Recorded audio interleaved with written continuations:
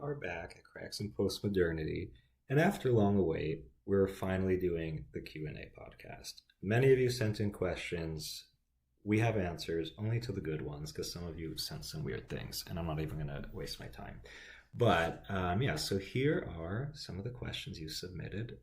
We're going to start with friend of the pod, friend of the Substack, Joe.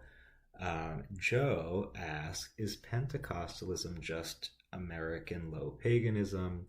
And for thoughts on Pentecostal charismatic practices like snake handling, speaking in tongues, rolling on the floor, dancing, etc. So the short answer is no, it's not just American low paganism. But first, a little bit of context as to why I say that.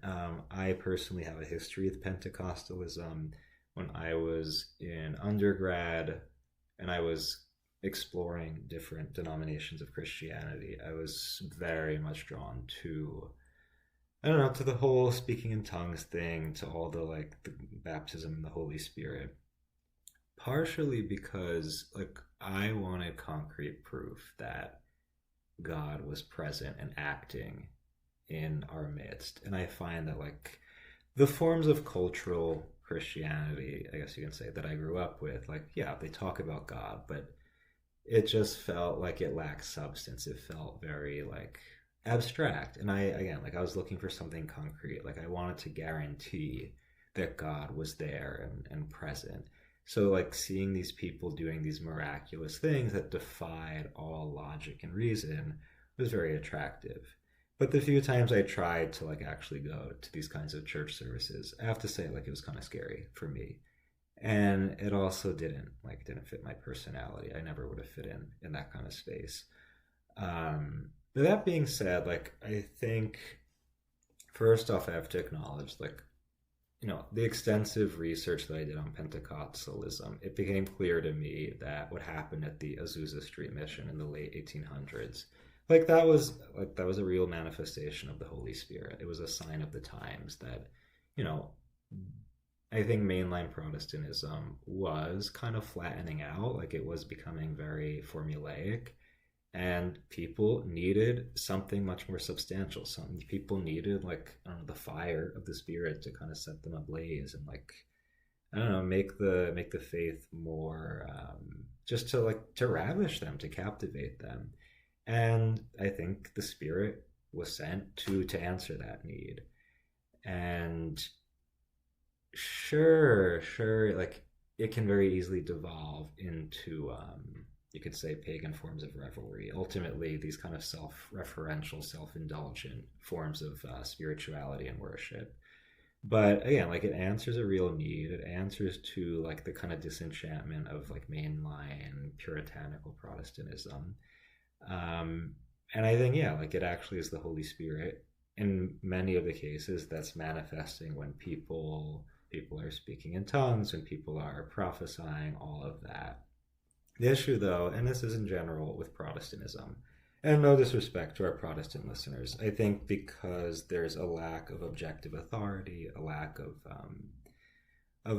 serious engagement with tradition, it's very easy for these subjective experiences of the Spirit, the reception of these charisms, to kind of go off the rails because there's no objective authority or doctrine to keep it in check. And I think that's what's really valuable about the Catholic charismatic renewal, because the Church saw, especially in Vatican II, that something was happening within the different branches of Protestantism that can't be ignored. We can't just write it off as heresy and blame it all on Martin Luther or Henry VIII. And rather, we should open the Church to these new manifestations of the Spirit, but again, bring it into dialogue with the tradition, the authority of, at least of the Roman Church. I think also Cardinal Newman offers very useful cues in understanding the development of doctrine, the development of the Church and different forms of spirituality. But again, without that kind of objective structure, it's very easy for the baptism of the Spirit and these different charismatic practices just to become, again, these kind of navel-gazing, self-indulgent practices. The other thing I can say, I'm very much indebted to a Pentecostal friend of mine who, like, after I converted to Catholicism, yeah, like, I experienced some forms of spiritual warfare. And none of the Catholics I knew wanted to talk about it. Like, I didn't know any people in the Catholic charismatic renewal or who had experience with spiritual warfare. And it was my Pentecostal friend who taught me, like, how to understand it, how to deal with it. The thing that I kept seeing with her, though, is that, like, she would intentionally chase after these kinds of experiences, seemingly for its own sake. She would, like, look to fight demons. She would look to, like, kind of force herself to speak in tongues. And it's like, okay, but if this isn't ordered towards charity, if this isn't helping you in your growth in holiness and building the communion of the church, then, like, again, what is this for? As Paul says, like, you can have all these different gifts, but if you don't have charity, you're a noisy gong. Um, but again, like, even the Bible says this, that if you're speaking in tongues and you don't have an interpreter, it's kind of useless. Like, it just becomes a show or performance. So again, like, I think it's Pentecostalism and different charismatic experiences can be real, can be a gift from the Spirit, but without certain objective structures in place, like, can devolve into, as you say, American low paganism. So that's Joe's question. We're going to move on to a question from Everything in Its Right OL4C3. I don't know what that means. That's your username. So you ask thoughts on psychoanalysis. I have a lot of thoughts.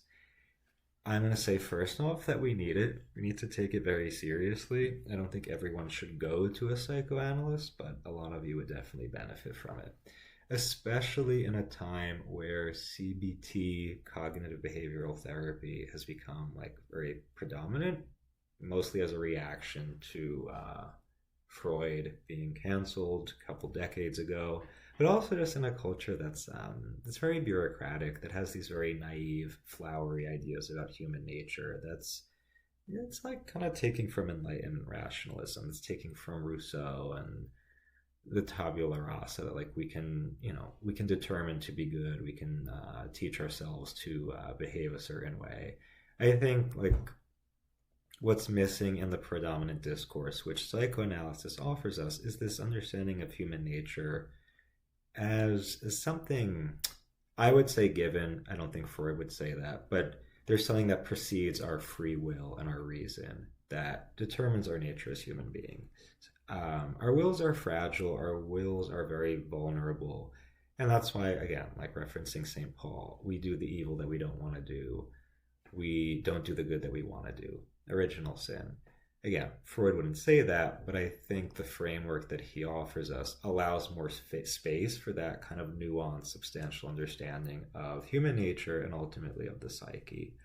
I think if you take Freud at face value, you can very easily take out a pagan or a kind of, like, nihilistic postmodern understanding of human nature, which, yeah, like, in a way is contradictory to, like, a traditional monotheistic view. But again, there's a way to read Freud that very much does overlap with a monotheistic kind of view of human nature, a monotheistic philosophical anthropology. Because ultimately, like, while I would say human nature is fundamentally good, it's ordered towards charity, towards communion with God and neighbor, we are born into original sin. Like, a lot of us are messed up because of, whether it's, again, just original sin itself, whether it's because of traumatic experiences that we grew up with. So yeah, I think, like, Freudian psychoanalysis lends itself to a more enchanted view of human nature. And yeah, like, it's easy, if you give too much credence to psychoanalysis, to just start navel gazing and to start, like, I don't know, you can drive yourself hysterical with it. And that's where CBT becomes much more practical. But to explore the depths of your psyche, to understand your nature on a deeper level, that's where I think Freud is, in psychoanalysis, is important. But it's also worth mentioning, Freud isn't the only psychoanalyst. There are other analysts, who have, like, more nuanced methods, who have a better understanding, a better grasp of the truth of human nature. But yeah, I think, like, in terms of who should really read into psychoanalysis, who should see a psychoanalyst, I think people, yeah, like who have certain neurodivergent tendencies, people who've had trauma, a lot of issues related to their dynamics with their parents, especially people like with questions about gender identity. I do think, yeah, psychoanalysis can be really helpful.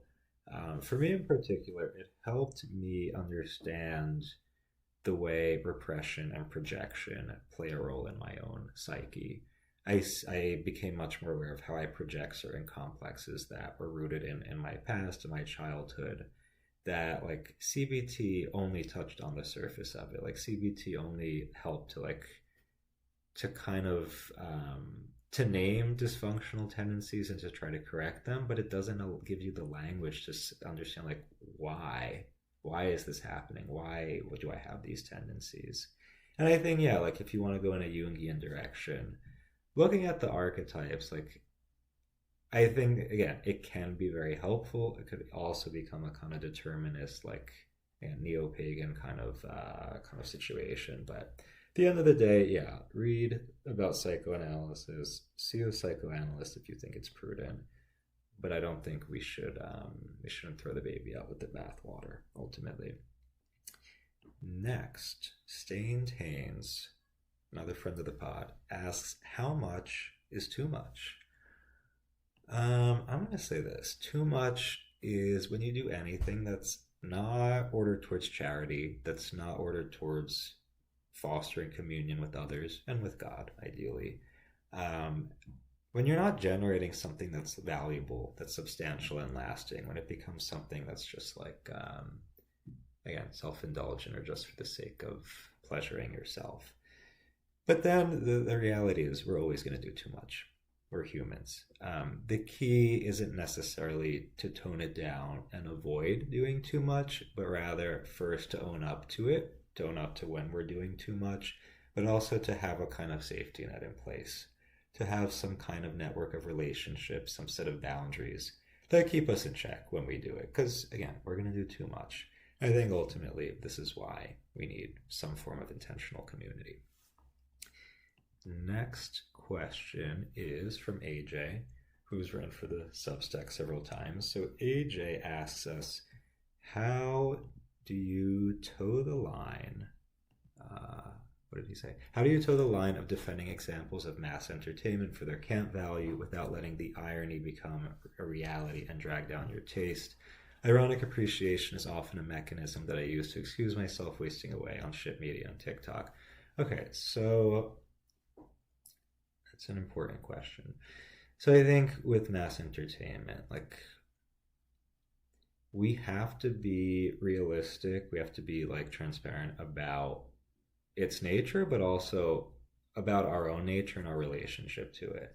So I understand that like when we're talking about mass entertainment, whether we're talking about Bad Bunny, about Gaga, about they were talking about Britney, they were talking about like Netflix series, or certain, I don't know, like TikTok pages, as you say, meme pages.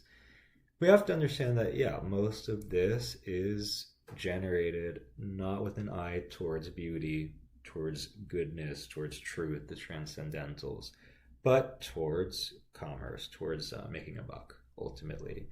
Also, that a lot of these mass-produced cultural phenomena, not only are they looking to make money, they're also looking to push certain ideologies. They're just looking to push certain ideals that distract people from truth and push them towards ideals that only benefit those in power, people with kind of dark intentions, sinister intentions.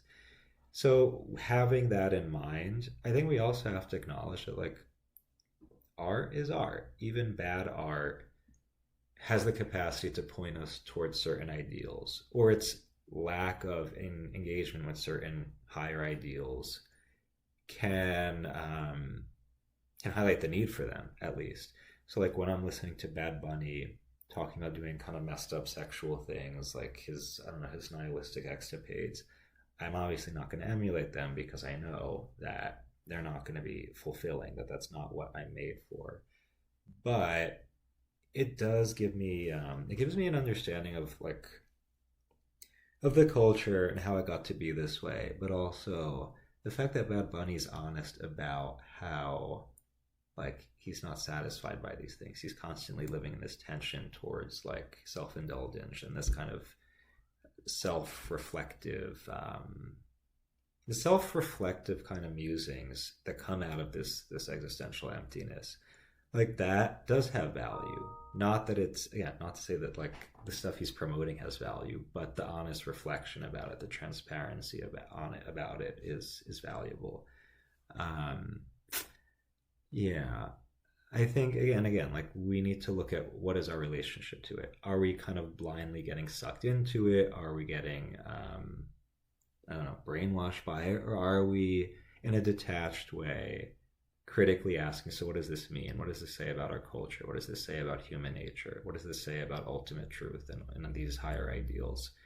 Um, yeah, and that's why I think irony is to a certain extent is a valuable way to engage with the culture because you don't take it too seriously. You have a kind of, again, a detached eye towards it that is willing to ask questions. Um, but that, again, like if you see yourself getting sucked in, especially with social media, because it's designed to suck you in, it's designed to like kind of take you out of reality. I think yeah, like you have to put certain limits. Like if you're constantly shit posting or if you're going down like TikTok rabbit holes, then yeah, like recognize how to be like, okay, I'm no longer engaging with this in a way that's making me ask critical questions about truth, about human nature, about reality. And I need to put it down. I need to touch some grass, as they say. Um, but yeah, I don't know, because what's the alternative? Like to not engage with mass media at all, to like not be in dialogue with the predominant culture. For some people, that may be more prudent, it may be more satisfying, but I do think, especially like if you want to witness to your values, if you want to be like, I don't know, if you want to be able to share your values in a compelling way, you do need to be in dialogue with the culture. You do need to be able to engage with it, again, with healthy limitations, a healthy sense of detachment. So that's how I would answer that. Okay, so now we have an audio question from Francisco, which we're going to play right now. Here we go. Okay. Okay, here's my question for the podcast. What's worse, a gay bishop or a gay Taliban member? Think about it. What's more dangerous? Okay, so obviously Francisco's trying to get us canceled, but we'll try to answer this in the least problematic way. So, gay bishop or gay Taliban member, who's more dangerous, who's worse? It depends how we define those terms. I would say, I mean, for your own sake, being a gay Taliban member, it's pretty dangerous. I mean, unless it depends also how we're going to define gay, because if you're topping, if you're active, then technically within, at least within that kind of cultural paradigm, you're not gay. If you're the passive person, then yeah, and that's problematic, and you're probably gonna something's gonna happen to you. Whereas if you're a bishop, obviously no one's gonna kill you. I mean, if you're in Italy, that's another story. We don't know. But in general, I mean, you're not as much in the line of danger. Spiritually speaking, if you're a Taliban member, you're already causing damage. You're not only inflicting danger on people's souls, but physically, you're killing people. If you're a gay bishop, I mean, again, it depends how we're defining it. If you're like actively pursuing relationships, even if you're pursuing opposite sex relationships, you're like kind of going against your vocation. But I don't know. But if you're like leading people astray, if you're leading people to like, I don't know, to a false understanding of like certain teachings, certain moral truths, yeah, you do spiritual harm. But so I think, yeah, we're probably going to say the gay Taliban member is in a little bit more of a risky situation. That's the safest way I'm going to attempt to answer that. Okay, moving on to Rosewood. Rosewood asks, how would you give advice to a high school junior who would like to start their own Substack and in general be featured in publications? Would you suggest to start writing and publishing and have it pick up momentum, as well as creating an Insta or social media for it? Is there a way to make it on Substack without outsourcing? So that's part one of her question. So I would say if you're in high school, first, you need to read a lot. You need to look for writers whose style and whose ideas you really admire. Really, like, pay attention to, like, I don't know, to all their techniques, pay attention to all the details, and try to emulate it to the best of your ability. If possible, reach out to that writer. Tell them that you're interested in their work and you like to ask them more about it. Then I would say write for a school newspaper. I think that's your safest bet because then you're working with people who are at the same level as you. And also you need to find a mentor or an editor who can critique your work, who can help you to understand what your strengths and your weaknesses are, and yeah, and like really teach you to develop your craft. I think that one-to-one relationship is really crucial because again, like you have your own voice, you have your own set of weaknesses and strengths, and you need someone to help you like to understand that better, someone with lots of experience. But that being said, I, as a high school or as an undergrad student, I would not start submitting your work to be published. I also would not start a Substack. I think you need, yeah, like you should focus on school papers. Um, Even after you graduate college, I still don't think you should start writing right away necessarily. I think you need to get a real full time job in the real world and then start to write. Because look, you may be a great writer, you may have great ideas, but more likely than not, your writing is going to be hollow because it's not going to be informed by real life experience. As much again, like not as much as someone who's already had a job, who's already had to interact with people in the adult world. So I'd say that would be ideal. But if you're determined to start right out of college, go for it. Again, as long as you have a mentor that you have people who you want to emulate. Um, with the socials, obviously, so yeah, like X is changing every day. It's very hard right now because external links are not promoted by the algorithm.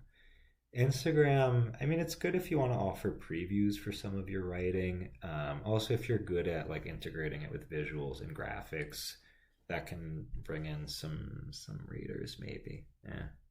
TikTok, TikTok, it seems to be the most popular platform right now, but you have to be good at translating your writing into reels, which it's something I haven't mastered. I don't intend to do it. It's too much.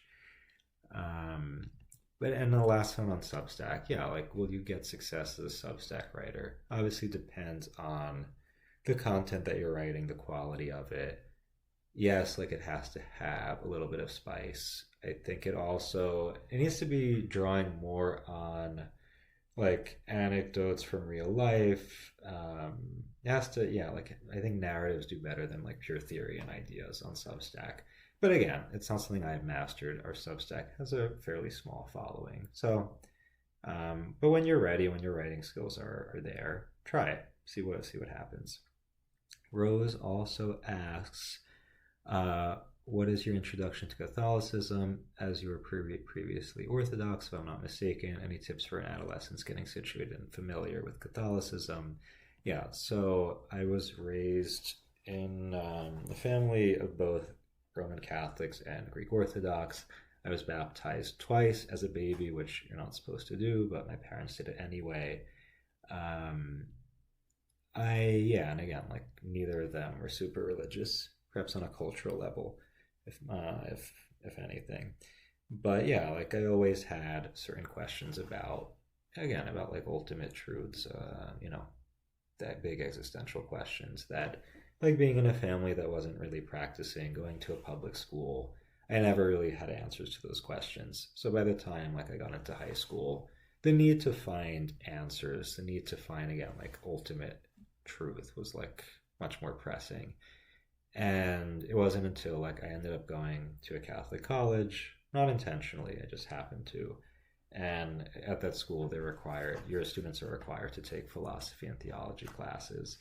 So it was in those classes that I realized, okay, there are other people asking these questions. Perhaps I'm not crazy for asking them.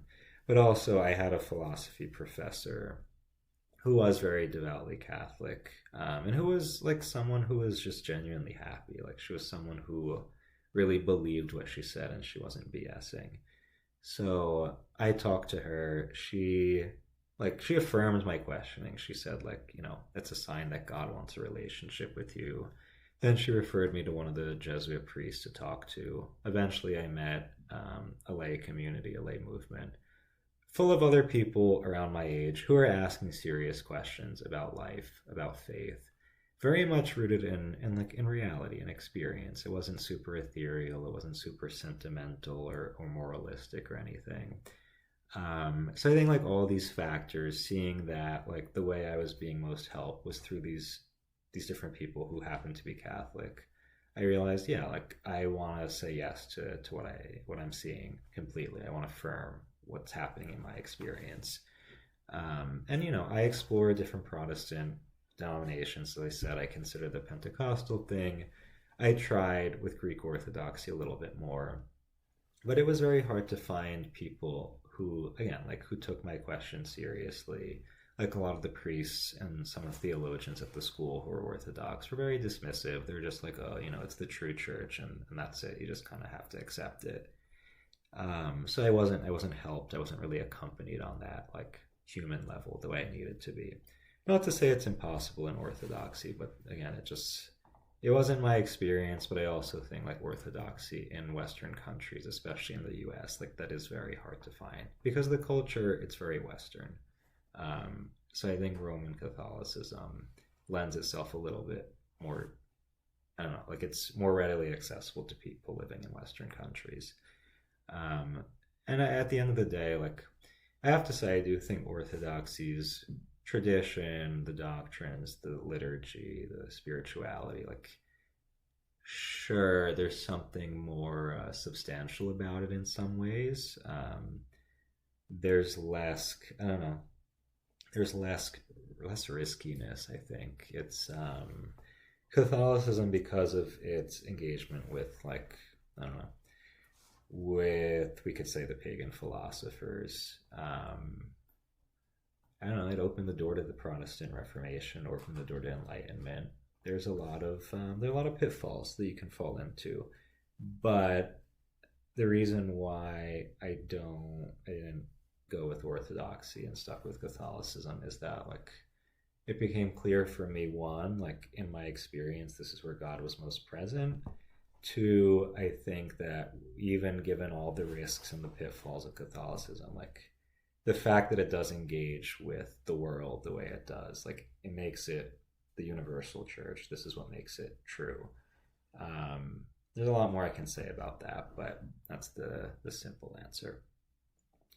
Okay, so William asks about Tara Isabella Burton's book Strange Rites. In the book, she details the profusion of new belief systems that are developing as the emptiness of modern and postmodern worldviews become increasingly apparent. She discusses the new paganism, Bay Area techno-utopianism, sex worship, health and wellness fixations, and so much more. It's one of the best books of cultural analysis I've read in the past 5 years. And I would agree with you. Tara's been on the podcast. Sorry. Tara is going to be appearing at our event, Holy Lit, with Matt Binder and Jordan Castro on January 29th. And Tara's a great friend. First, I should preface, I first got to know Tara through her New York Times piece on like weird Catholicism, weird Christianity, Latin Mass. That was the first time I saw like this cultural phenomenon being engaged in a mainstream publication. I think it brought a lot of attention to it. And for me, I don't know, it was helpful to see the way she wrote about the phenomenon in a very like nuanced, measured way. That being said, so a lot of Tara is her writing and our ideas are influenced by Charles Taylor, who wrote the gigantic book, A Secular Age, which everybody should read at some point in time. And I think if you're interested in Tara's book, it would be useful to read other people who are influenced by Taylor. So we've had Bill Kavanaugh and James K.A. Smith on the podcast. Their concept of cultural liturgy overlaps a lot with what Tara is saying about how like these different cultural manifestations become a pseudo-religious experience of sorts. Also, Jason Blakely, his book, We Built Reality, there's a lot of overlap with what Tara's saying, but also because they're both coming from Taylor, they offer these critiques of secularism that are not super ideological, that are open to engaging with liberalism as a political and cultural project, while also not like buying into it too much. So again, we love Tara, but also check out some of those other books because they kind of like they complement a lot of what Tara's saying in her books. Also, you should check out her latest novel, Here in Avalon, just came out. Also, her latest nonfiction book, Self-Made, is a really great follow-up to Strange Rights. So definitely check those out. Okay, next one comes from Fiona. So Fiona asks, are you going to see the new Eileen movie based on the book by Ottessa Moshfegh? I didn't read Eileen yet, so I think I'm going to wait to read it before seeing the movie. I'm excited to know that one of her movies is being made into a book. We're big fans of My Year of Rest and Relaxation, even though I think most people who read it don't actually understand what it's about. Yeah, I mean, if you watched, she had like an interview with what's her name for the Strand bookstore. Let me look it up real quick. Ottessa Moshfegh and what's her name? Why am I blanking? It was Ottessa Moshfegh and Lena Dunham. How could I forget her name? So Lena Dunham is kind of like emblematic of all these people who read the book and like seriously do not understand what it's about. Yeah, like they kind of like they read into it these very conventional tropes about like I don't know, I'm not even gonna get into it. But I feel like if you watch the interview, Ottessa comes off as the main character and Lena comes off as Reva.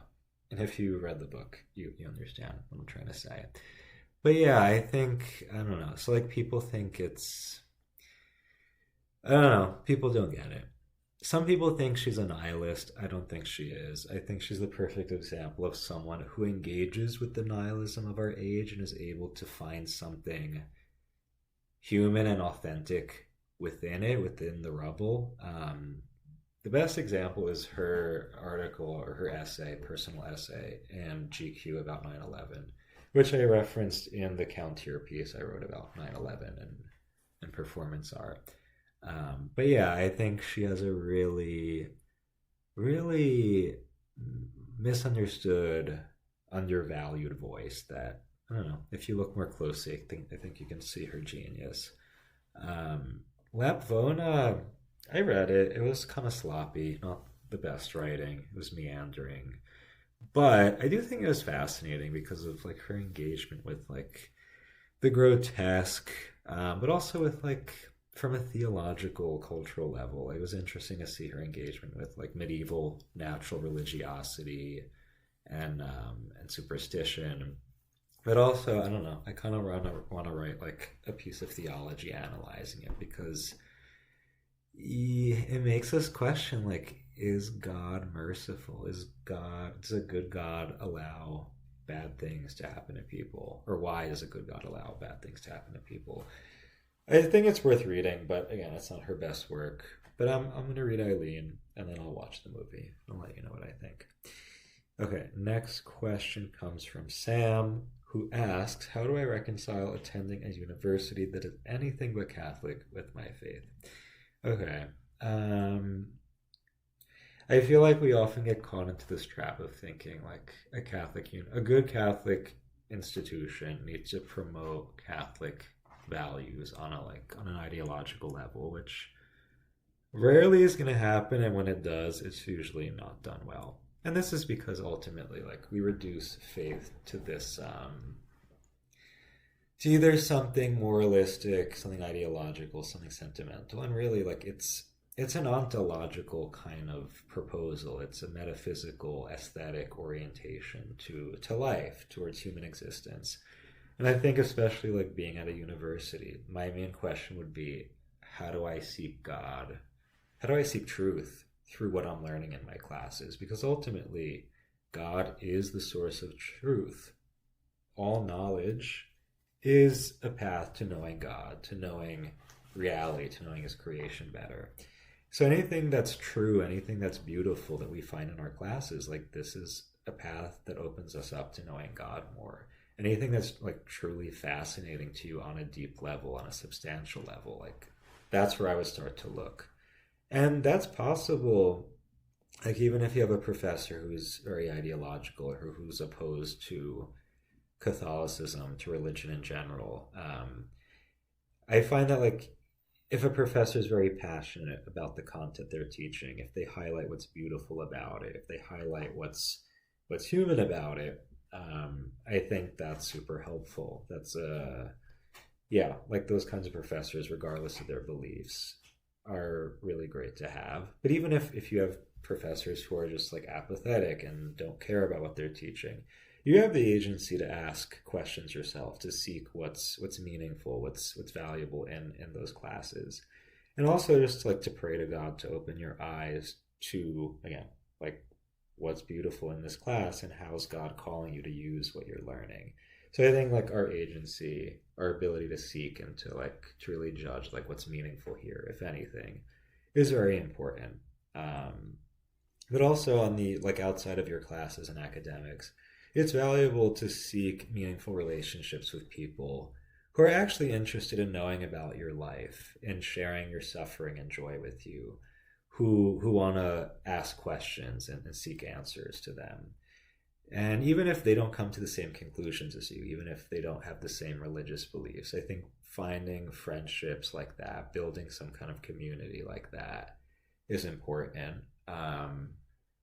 But even, like, outside of interpersonal kind of like friendships, I think, yeah, like, you can find activities in the school that, again, like, are, I don't know, if you find clubs that are doing actually interesting stuff, especially service related ones or ones related to, like, your future profession, building substantial relationships that help you grow on a human level, but also, like, even on a professional academic level, like, that's important. So that's what I would say. The last question comes from Oxford Complex. Oxford Complex asks for our top 10 movies. I'm going to give top 10, and then I'm going to give some honorable mentions. Okay, first we're going to say Dolce Vita, directed by Fellini. Masterpiece, his magnum opus, in my opinion. Really I don't know, I think it's a fascinating exploration of the post-war era in Europe, clash of postmodern and, like, traditional religious ideals, decadence, consumerism, society of the spectacle. There's a lot going on there. I would say favorite scene, I mean, I love the scene when they're, like, filming the Virgin Mary appearing to the poor kids. I don't know, there's a lot there, but watch Dolce Vita. It's available on YouTube for free. Next, we're going to go with Pasolini, The Gospel According to St. Matthew, because I think this is, like, the only biblical movie that I actually like, because it's not trying too hard. It's not super preachy or sentimental. Like, it just lets the story speak for itself. And I think, yeah, like, I wrote about this in American Spectator. Pasolini really relies on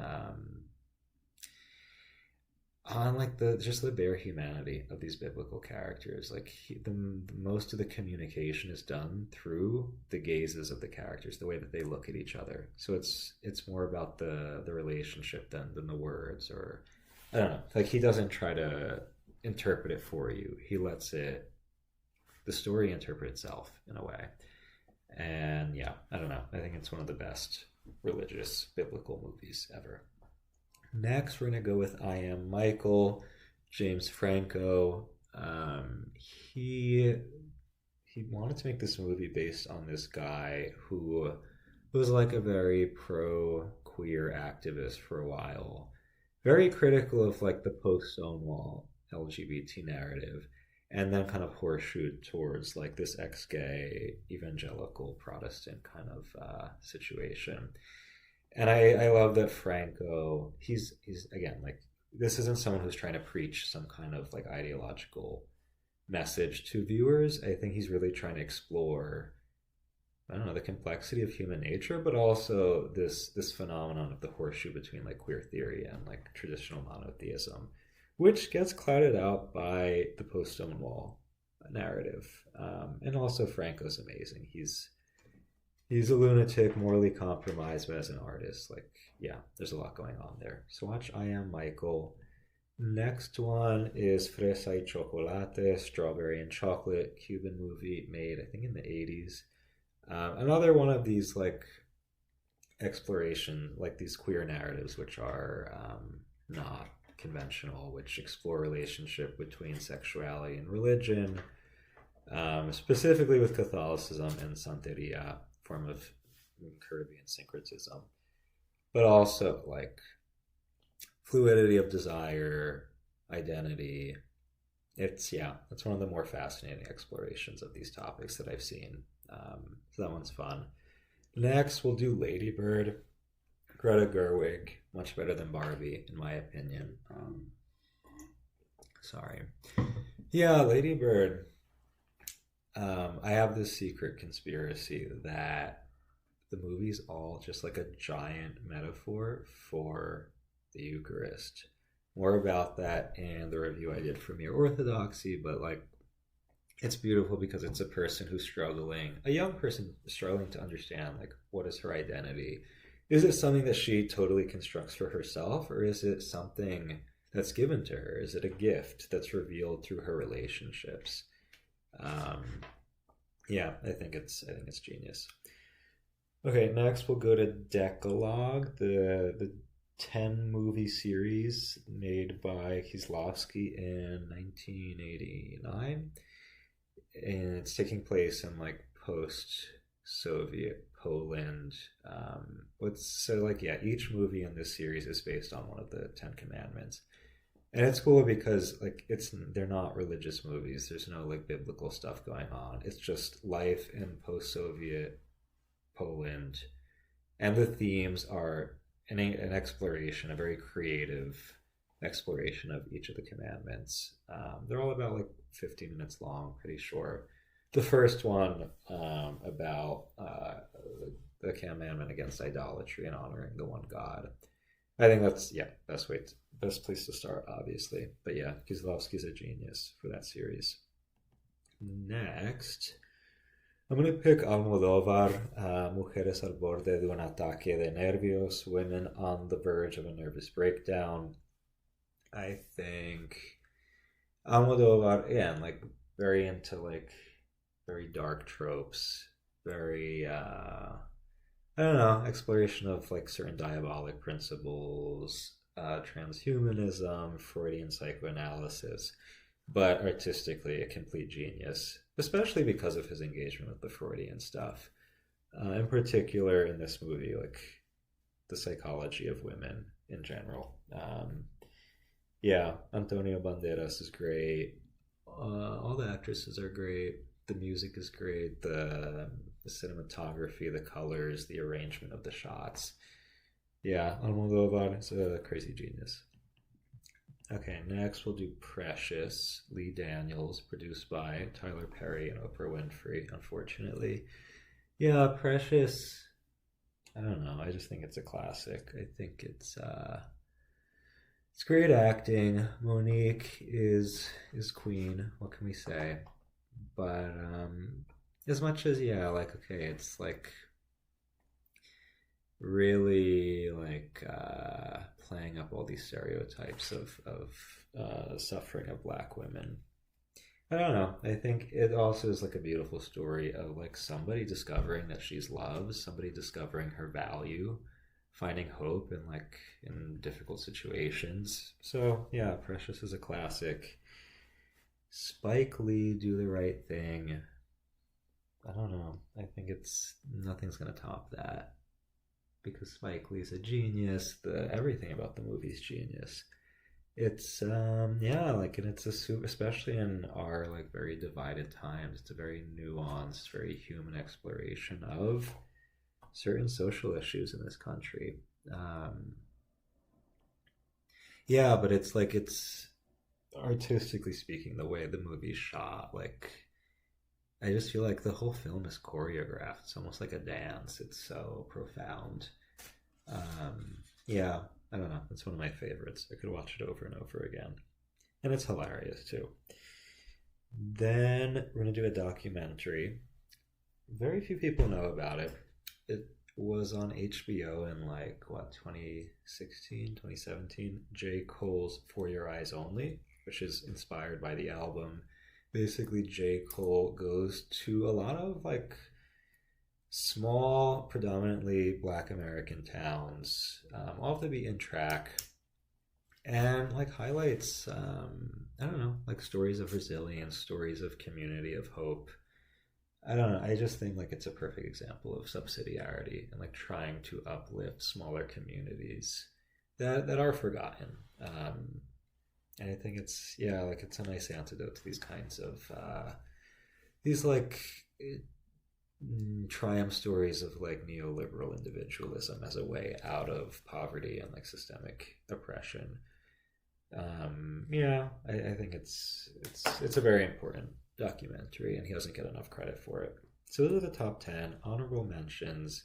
We're gonna say Metropolis by Fritz Lang. I think it was 1927 or something, but yeah, if you know, then you know. I'm not going to say anything else. Those People, which is a spin-off of Brideshead Revisited. It's basically they're Jewish instead of Catholic, and it's New York instead of England. Yeah, it's interesting. It's a little raunchy, so watch out. But I think Those People is, yeah, it's pretty good.